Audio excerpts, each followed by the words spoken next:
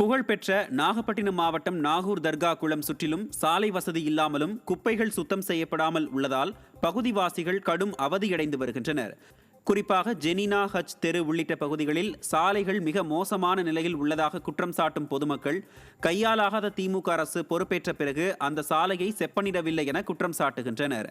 மேலும் ஆங்காங்கே குப்பைகள் கொட்டப்படுவதால் பள்ளி மாணவர்கள் மற்றும் தர்காவிற்கு செல்லும் இஸ்லாமிய பெருமக்கள் கடும் அவதியடைந்து வருகின்றனர். குறிப்பாக இந்த பகுதியை பார்த்தீர்கள் என்றால் சுமார் ஒரு வருட காலமாக ஒரு பெரும் பள்ளம் இந்த பகுதியில் தொடர்ந்து இருக்கிறது. இதுவரை சீர் செய்யப்படவில்லை. குழந்தைகளுடைய செல்லக்கூடிய ஆட்டோ இதே பகுதியில் தான் நூற்றுக்கணக்கான ஆட்டோகள் ஈசுபியா நகர் பகுதி, தர்காக்குளம் பகுதி, ஜெடினா ஹாஜியர் பகுதி எல்லாத்துக்கும் பிரதான சாலையாக உள்ளது. இந்த செல்லக்கூடிய சாலைகளை இதுவரைக்கும் சீர் செய்ய முடியாத ஒரு அவல நிலையை தான் இந்த விடியா திமுக ஆட்சி இருந்து கொண்டிருக்கிறது. சேலம் மாவட்டம் உடையாப்பட்டி பகுதியில் உள்ள நாமமலையில் ஏற்பட்டுள்ள காட்டுத்தீ வேகமாக பரவி வருகிறது.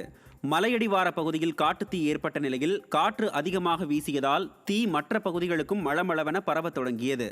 கொழுந்துவிட்டு எரிந்து வரும் தீயில் ஏராளமான அரிய வகை மரங்கள் எரிந்து கருகி வருகிறது. இதனிடையே தொழில்நுட்பங்கள் வளர்ந்துள்ள நிலையில் காட்டுத்தீ ஏற்பட்டுள்ள பகுதிகளுக்கு செல்ல போதுமான பாதை வசதி இல்லை என கூறி தீயணைப்பு வீரர்கள் அங்கு செல்லாமல் காலம் தாழ்த்தி வருவதற்கு பொதுமக்கள் கண்டனம் தெரிவித்துள்ளனர். சிவகங்கை மாவட்டம் திருப்பத்தூரில் தனியார் வங்கியை மையமாக வைத்து நடந்த 48 லட்சம் ரூபாய் போலி நகை மோசடி பெரும் பரபரப்பை ஏற்படுத்தியுள்ளது. கௌதம் நிவாஸ் என்பவர் அடகு வைத்திருந்த போலி நகைகளை மீட்டு சிவகங்கை மற்றும் புதுக்கோட்டையை சேர்ந்த 2 வெவ்வேறு வியாபாரிகளிடம் விற்று ஏமாற்றியுள்ளார். நகைகள் போலி என தெரிந்தும் வங்கி மேலாளர் அலட்சியமாக பதிலளித்ததால் ஆத்திரமடைந்த வியாபாரிகள் வங்கி முன்பே பெட்ரோல் ஊற்றி தற்கொலைக்கு முயன்றனர். வங்கி மேலாளர் மற்றும் நகை மதிப்பீட்டாளர் உடந்தையின்றி இவ்வளவு பெரிய மோசடி நடக்க வாய்ப்பில்லை என புகார் எழுந்துள்ள நிலையில் விடியாத திமுக அரசின் மெத்தனத்தால் வங்கிகளிலேயே பாதுகாப்பில்லாத சூழல் நிலவுவதாக பொதுமக்கள் கொந்தளிக்கின்றனர். கரூர் குளித்தலை அருகே அடிப்படை வசதிகளை செய்து தராத ஊராட்சி நிர்வாகத்தை கண்டித்து மக்கள் காத்திருப்பு போராட்டத்தில் ஈடுபட்டனர். காவல்காரன்பட்டி பாரதி நகரில் நீண்ட காலமாக காவிரி குடிநீர் வசதி மற்றும் பொது மயான வசதி இல்லாதது குறித்து மாவட்ட ஆட்சியர் உள்ளிட்ட அரசு அதிகாரிகளுக்கு பல முறை மனு அளிக்கப்பட்டுள்ளது. ஆனால் இதுவரை நடவடிக்கை எடுக்காததால் ஆத்திரமடைந்த மக்கள் காத்திருப்பு போராட்டத்தில் ஈடுபட்டனர். பொதுமக்களுக்கு அத்தியாவசிய தேவைகளை செய்து கொடுப்பதில் கூட மிகுந்த மெத்தனம் காட்டும் விடியாத திமுக அரசின் ஊராட்சி அதிகாரிகளுக்கு பொதுமக்கள் கடும் கண்டனம் தெரிவித்தனர்.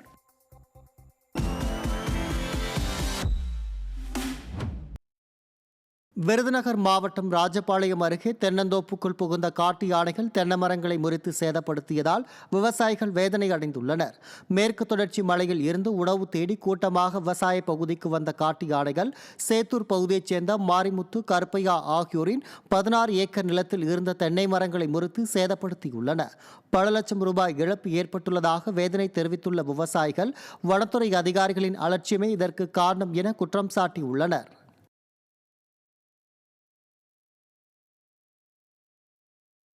7 வருஷமாக பாடுபட்டு வருகிறேன். யானை தொல்லை தாங்க மாட்டாமல் எங்களுக்கு மரங்கள் ஏற்பட்ட மரம் ஒழிச்சு சேதமாகி விட்டது. எங்களுக்கு நஷ்டீடு 3 லட்சம் தமிழக அரசு வழங்க வேண்டும். நாங்கள் ஃபாரஸ்ட்னு சொல்லி இந்த வாரம் அந்த வாரம் சொல்கிறாங்க, வந்து ஒன்றும் செய்ய மாட்டாங்க. நாங்கள் மரம் 25 வருஷம் ஆச்சு. மரம் காப்பு மரத்தை பூரா தள்ளிக்கிட்டு இருக்குது.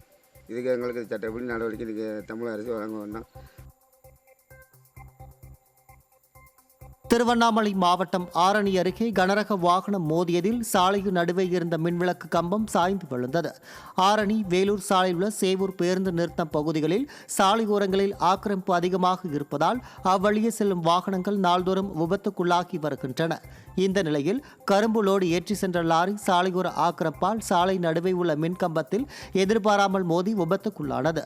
சாலையோர ஆக்கிரமிப்புகளை அகற்றாமல் அதிகாரிகள் மெத்தனமாக இருப்பதே தொடர் விபத்துகளுக்கு காரணம் என பொதுமக்கள் குற்றம் சாட்டியுள்ளனர்.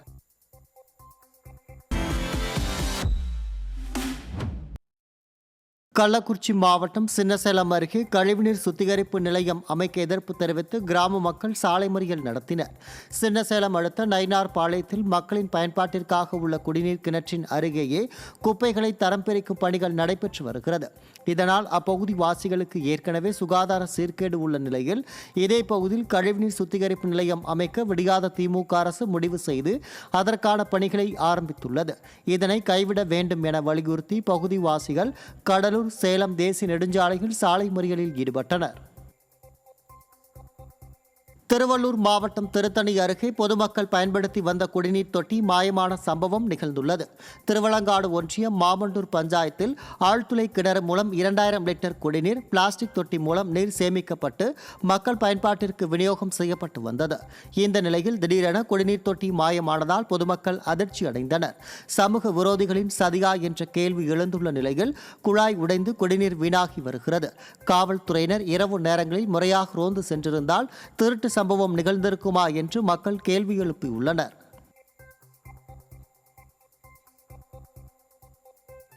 திருப்பத்தூர் மாவட்டம் ஆம்பூர் அடுத்த தேவலாபுரம் பகுதியில் சிதிலமடைந்து வரும் பாலாறு மேம்பால தடுப்புகளால் வாகன ஓட்டிகள் அச்சமடைந்துள்ளனர். 40 ஆண்டுகளுக்கு முன் கட்டப்பட்ட பாலாறு மேம்பாலம் திமுக ஆட்சியில் உரிய பராமரிப்பின்றி காணப்படுகிறது. இதன் விளைவாக அவ்வழியாக வாகனங்கள் செல்லும் போது ஏற்படும் அதிர்வுகள் காரணமாக மேம்பால தடுப்புகள் உடைந்து கீழே விழுகிறது. பாலத்தின் கீழ்ப்பகுதியில் பொதுமக்கள் மற்றும் இளைஞர்களின் நடமாட்டம் அதிகம் உள்ளதால் அசம்பாவிதம் ஏற்படும் முன் விடியாத திமுக அரசின் மாவட்ட நிர்வாகம் துரித நடவடிக்கை எடுக்க வாகன ஓட்டிகள் மற்றும் பொதுமக்கள் கோரிக்கை விடுத்துள்ளனர். தேனி அருகே போலி ஆவணம் மூலமாக காவல்துறை உதவியுடன் வீட்டை சிலர் அபகரிக்க முயன்றதை கண்டித்து தீக்குளிக்க முயன்ற நபரால் பரபரப்பு ஏற்பட்டது. ஆதிப்பட்டி கிராமத்தைச் சேர்ந்த நிர்மல் செல்வன் என்பவருக்கு சொந்தமான வீடு ஒன்றை பாக்கியலட்சுமி என்பவரின் மகன்கள் காவல்துறையினர் மற்றும் அதிகாரிகளின் உதவியோடு அபகரிக்க முயல்வதாக குற்றச்சாட்டு உள்ளது. இதுகுறித்து எஸ்பி அலுவலகத்தில் புகார் அளித்தும் நடவடிக்கை இல்லாததால் மண்ணெண்ணெய் மற்றும் என்ஜின் ஆயிலை ஊற்றி நிர்மல் செல்வன் தற்கொலைக்கு முயன்றார். திமுக ஆட்சியில் அதிகாரிகள் கமிஷன் வாங்கிக் கொண்டு அநீதிக்கும் முறைகேடுகளுக்கும் துணை போவதாக விமர்சனம் எழுந்துள்ளது.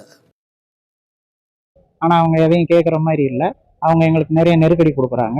சர்வேயர் சைடு இருந்தும் வெளியே உயர் அதிகாரிகள் பேசுகிறாங்க. வாங்கின பார்ட்டியாக சொல்கிறவங்க டிபார்ட்மெண்ட்டில் ஒர்க் பண்ணுறதுனால அந்த அதிகாரத்தை துஷ்பிரயோகம் பண்ணி எங்களை முடிஞ்ச அளவு நெருக்கடி பண்ணி இன்றைக்கே எல்லாத்தையும் முடிச்சாகணும், யாரும் இங்கே இருக்க முடியாது அப்படின்ட்டு மிரட்டுற தோணியில் எங்கிட்ட ரொம்ப ஃபோர்ஸ் பண்ணுறாங்க.